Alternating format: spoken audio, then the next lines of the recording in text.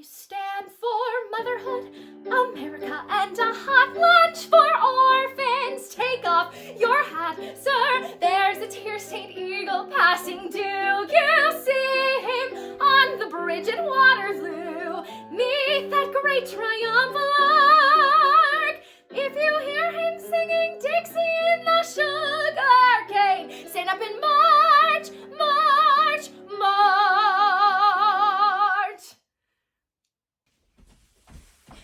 Oh dear. Oh my, will you look at that? 10 o'clock and the shop's not opened yet. It's all because of that impending marriage, I tell you. What marriage? Oh, I thought you knew. Why, the marriage Mrs. Levi's arranging between Mr. Horace Vandergelder, the well-known Yonkers half-a-millionaire, and my employer and friend, Mrs. Irene Malloy. Although, if you ask me, he'll never take the place of her late husband, Mr. Peter Malloy.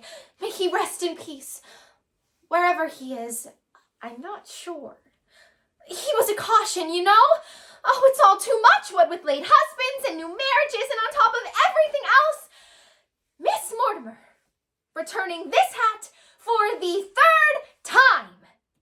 Same old story. She wants more cherries and feathers. Cherries and feathers? To catch a boa, I suppose.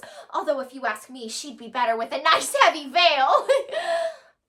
I told her, ribbons down our back is what we'll be wearing this summer if we want to catch a gentleman's eye, but she'd have none of it. Cherries and feathers she wants, on today, of all days, when that poor, dear, sweet Mrs. Malloy has enough on her mind, what with... With what, Minnie? With the door! It's stuck. It's stuck?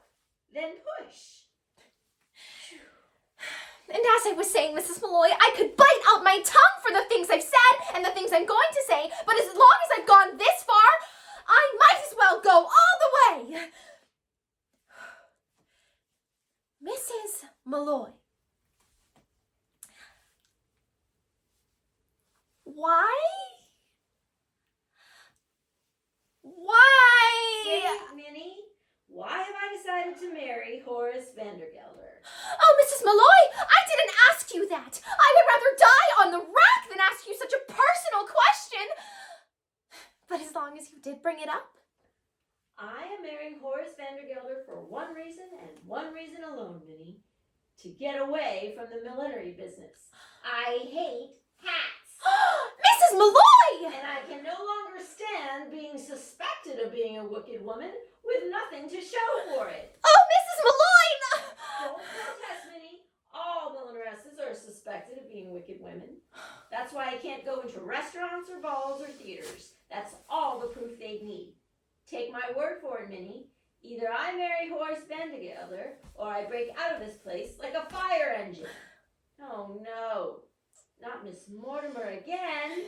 Miss Mortimer, I'll take care of it. No, Minnie, leave it be. You can make another hat for Miss Mortimer if you like. I'm wearing this one myself. Mrs. Malloy, you can't! You're a widow, and that hat, well, it's provocative, that's what. It is, Minnie? Well, who knows who may walk into the shop today? And provocative may be just what I want to be. Mrs. Malloy! Mrs. Malloy, wild horses can't make me ask this next question I'm about to ask, but I'm going to ask it anyhow. Do you love Horace Vandergelder? No, Minnie, I don't. Peter Malloy, God rest him, was my share of love, and I'm not saying I was shortchanged. Once is enough for a woman as long as it's true love, and it was that. Minnie, look. There's 2 men staring at the shop. Men?